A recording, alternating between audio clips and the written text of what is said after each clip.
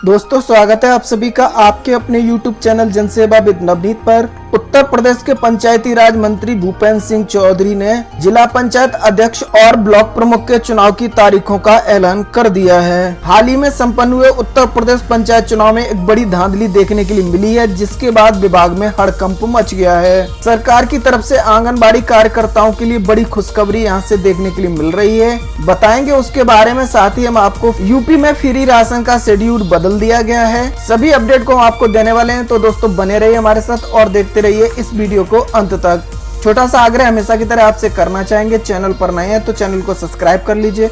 जानकारी अगर आपको अच्छी लगे तो वीडियो को लाइक और शेयर कर दीजिए। दोस्तों उत्तर प्रदेश पंचायत चुनाव संपन्न हुए लगभग 1 महीना हो चुका है, लेकिन अभी भी विवाद थमने का नाम नहीं ले रहे हैं।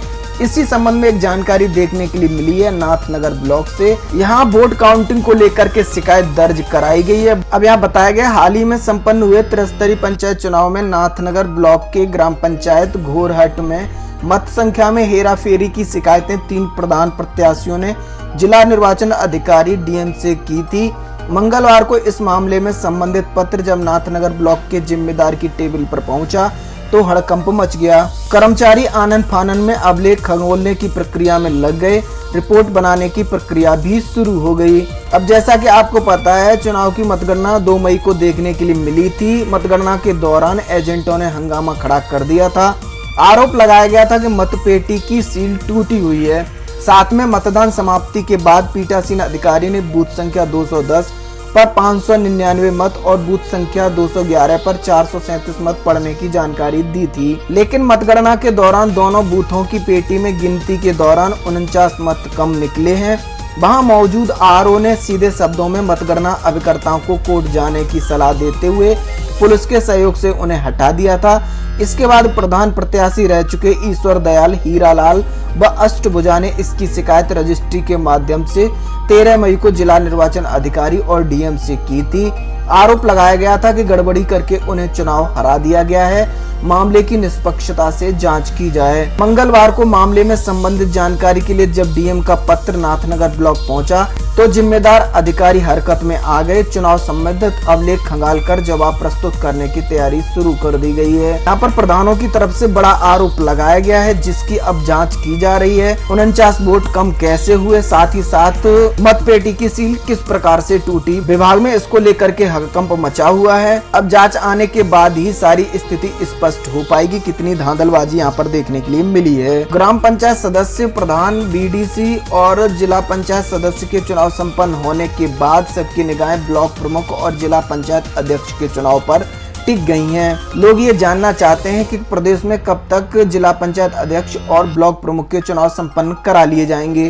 तो इस संबंध में बड़ी जानकारी देखने के लिए मिली है उत्तर प्रदेश के पंचायती राज मंत्री भूपेंद्र सिंह चौधरी के माध्यम से, जिन्होंने बताया कि जिला पंचायत अध्यक्ष और ब्लॉक प्रमुख का चुनाव इस महीने या अगले महीने के पहले सप्ताह तक संपन्न करा लिया जाएगा। यानी बड़ी जानकारी देखने के लिए मिल रही है। सभी दावेदारों को जिला पंचायत अध्यक्ष और ब्लॉक प्रमुख का चुनाव लड़ना चाहते हैं। मंत्री जी के माध्यम से जानकारी देखने के लिए मिल रही है कि इस महीने के अंत तक, यानी जून महीने के अंत तक या जुलाई के पहले सप्ताह में इन दोनों पदों के लिए चुनाव संपन्न करा लिया जाएगा।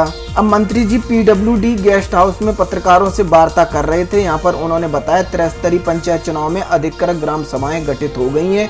कुछ ग्राम सभाएं ऐसी हैं जहां पर सदस्यों का चुनाव नहीं हो पाया है। ग्राम सभाओं का गठन नहीं होने के कारण शपथ भी ये प्रधान नहीं ले सके हैं। सरकार की ओर से 6 और 12 तारीख को जहां भी सदस्यों के पद खाली हैं, उसके लिए चुनाव कराकर ग्राम सभा के गठन की प्रक्रिया पूरी हो जाएगी। इस संबंध में हमने आपको जानकारी दे दी है। 6 तारीख से उपचुनाव के लिए नामांकन कराया जाएगा। वहीं आपको 14 जून को इनके नतीजे देखने के लिए मिलेंगे। उसके बाद इन सभी शेष प्रधानों को शपथ ग्रहण समारोह संपन्न करा दिया जाएगा। साथ ही पंचायती राज मंत्री भूपेंद्र चौधरी ने अफसरों को निर्देश दिए कि वो पंचायती राज विभाग की योजनाओं की समीक्षा करें। सामुदायिक शौचालय निर्माण, पंचायत भवन निर्माण कार्य की समीक्षा करते हुए सामुदायिक शौचालय का हस्तांतरण तत्काल स्वयं सहायता समूह को करने के निर्देश यहाँ से जारी कर दिए हैं। साथ ही नवनिर्वाचित ग्राम प्रधानों को भी मंत्री जी ने निर्देश जारी किए हैं कि कोई भी ऐसा व्यक्ति है जो गरीब है, जिसकी आर्थिक स्थिति सही नहीं है, तो ऐसे व्यक्ति के अंतिम संस्कार हेतु ग्राम पंचायत द्वारा 5,000 रुपए की धनराशि तत्काल उसके परिवार को उपलब्ध करा दी जाए। पंचायती राज मंत्री ने मरम्मत योग्य हैंडपंपों को तत्काल ठीक कराने के साथ ही 15 दिन में हैंडपंप रिवोर कराने के निर्देश जारी किए हैं। बैठक में जिला पंचायत राज अधिकारी जायद हुसैन, सभी विकास खंडों के सहायक विकास अधिकारी उपस्थित रहे।